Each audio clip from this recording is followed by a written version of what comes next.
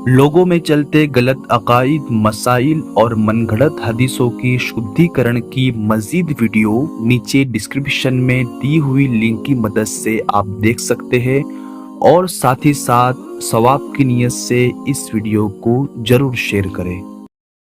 जिल हिज्जा और कुर्बानी के मुतालिक कुछ बातों का शुद्धिकरण। जिल हिज्जा की 7, 8, 9 और 10 तारीख के खास वजीफे के बारे में सोशल मीडिया पर एक पोस्ट खूब शेयर हो रही है कि जिल हिज्जा की 7, 8, 9 और 10 तारीख को खास औलाद की दुआ मांगी जाए, क्योंकि इन तारीखों में हजरत इब्राहिम अलैहिस्सलाम ने अपने औलाद के लिए दुआ मांगी थी और ये दुआ 4.5 से 5.5 के दरमियान मांगी जाए। 447 मरतबा अल्लाहुम्मा लब्बैक और 21 मरतबा आगे पीछे दुरूदे इब्राहिम पढ़ा जाए। सबसे पहली बात कि जिल हिज्जा के पहले 10 दिन फजीलत और बरकत के लिए खास है, इससे किसी को भी इनकार नहीं है, क्योंकि कुरान में इन 10 दिनों की अल्लाह ताला ने कसम खाई है जो इन 10 दिनों की फजीलत के लिए काफी है और हदीसों में भी फजीलतें आई है। लेकिन हजरत इब्राहिम अलैहिस्सलाम का इन दिनों में दुआ मांगना साबित नहीं है, इसलिए किसी नबी की तरफ गलत बात की निस्बत करना जायज नहीं है। बेशक इन दिनों में दुआ और इबादत खूब करनी चाहिए, लेकिन उसे औलाद और खास वक्त के साथ फिक्स करना दुरुस्त नहीं है और हजरत इब्राहिम अलैहिस्सलाम की तरफ गलत बात की निस्बत करने की वजह से इस पोस्ट को शेयर करना दुरुस्त नहीं है। पहली जिल हज का चांद होने के बाद नाखून और बाल ना काटने के बारे में। पहली जिल हज का चांद होने के बाद जिस इंसान पर कुर्बानी वाजिब हो उसे अपने नाखून और बाल ना काटना एक मुस्तहब अमल है जो हाजियों की नकल करने के मकसद से किया जाता है, लेकिन ये अमल करना जरूरी या वाजिब नहीं है कि ना करने पर गुनाह का हकदार माना जाए और कबूल होने के लिए भी जरूरी नहीं, बल्कि ऊपर की बात पर अमल ना करने वाले इंसान की कुर्बानी मकरूह के बगैर दुरुस्त लिखी जाएगी। इसीलिए हौसला अफजाई के लिए तो दूसरों को कहने में कोई हर्ज नहीं, लेकिन इस बात का ख्याल रहे कि सामने वाला इंसान इसे जरूरी ना समझ बैठे और अमल ना करने वालों को नीची निगाह से ना देखे। हज को हज अकबर कहने के बारे में लोगों में ये बात भी खूब प्रचलित है कि जो हज जुमा के दिन हो उसे हज अकबर कहा जाता है।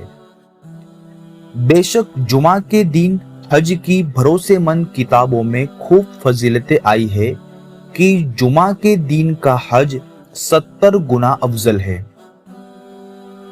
लेकिन जुमा के दिन के हज को हज अकबर कहने का उल्लेख किसी भी जगह नहीं मिलता, इसीलिए हज को हज अकबर कहना दुरुस्त नहीं है। हाँ, कुरान में हज अकबर का उल्लेख है, लेकिन उसे उम्रा की तुलना में बताया गया है। गोश्त खाने की नियत से कुर्बानी करने के बारे में हर इबादत की कबूलियत नियत के मुताबिक होती है। अभी कुर्बानी के दिन करीब है।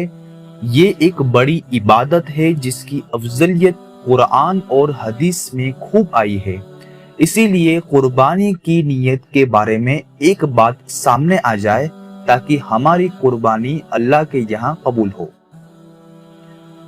कुर्बानी का जानवर खरीदते वक्त और ज़बा करते वक्त दिल में ये नियत होनी चाहिए कि मैं अल्लाह ताला की रजा के लिए कुर्बानी कर रहा हूँ।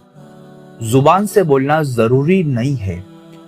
अगर किसी ने गोश्त खाने की नियत से कुर्बानी की, यानी कि इबादत के लिए नहीं बल्कि सिर्फ गोश्त खाने की नियत से कुर्बानी की, तो ये कुर्बानी कबूल नहीं होगी। ऐसे ही एक बड़े जानवर के 7 हिस्सेदार में से किसी एक की भी नियत गोश्त खाने की होगी तो सभी की कुर्बानी रद्द हो जाएगी, यानी कि कुर्बानी कबूल नहीं होगी। अगर किसी की नियत सिर्फ इबादत ही हो, साथ ही अपने पास गोश्त रखने का इरादा भी हो, तो कोई हर्ज नहीं। इसीलिए कुर्बानी के पहले अपनी नियत को दुरुस्त कर लेनी चाहिए। कुर्बानी के जानवर को रात में ज़बा करने के बारे में लोगों में ये बात भी खूब प्रचलित है कि कुर्बानी के जानवर को रात में ज़बा करना जायज नहीं है।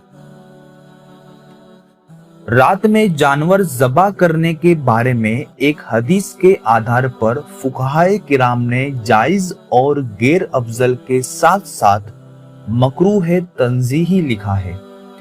इसका कारण ये बताया है कि ये अंदेशा है कि अंधेरे के कारण ज़बा करने वाले के हाथ पैर वगैरह में कुछ नुकसान पहुंच सकता है, या अंधेरे में ज़बा करने में गलती से जानवर की जो रग कटनी चाहिए वो रग ना कटे। लेकिन अगर किसी वजह से ज़बा किया जाए और आजकल लाइट की मुकम्मल फैसिलिटी करने से अंधेरा ना रहे और आसानी से ज़बा करने की पूरी गुंजाइश हो तो रात में ज़बा कर सकते हैं, लेकिन बिना वजह रात में ज़बा करके जानवर के आराम में खलेल ना डालनी चाहिए। कुर्बानी के जानवर को सेहतमंद करने के बारे में लोगों में हदीस के नाम पर यह बात भी खूब प्रचलित है कि कुर्बानी के जानवर को खूब सेहतमंद किया करो, क्योंकि कयामत के दिन ये आपकी सवारी बनेगा। इस बात को लेकर मशहूर मुहद्दिस इब्ने हजर रहमतुल्लाह कहते हैं, मुझे ये हदीस नहीं मिली। इमाम इब्ने सलाह रहमतुल्लाह कहते हैं, जिसका तर्जुमा है, इस हदीस की मुहद्दिसीन के दरमियान कोई पहचान नहीं है और साबित भी नहीं है। शेखुल मशाइख मशहूर बुजुर्ग और आलिम दीन हजरत शेख ज़करिया रहमतुल्लाह अलैह ने इस हदीस के एक रावी को बहुत ही कमजोर लिखा है। हाँ, लेकिन कुर्बानी के जानवर का सेहतमंद होना शरीयत भी पसंद करती है और सहाबा रदिल्लाहु अन्हुम अजमाइन से भी साबित है, लेकिन इसके लिए किसी ऐसी बात का सहारा लेना जो साबित ना हो वो दुरुस्त नहीं।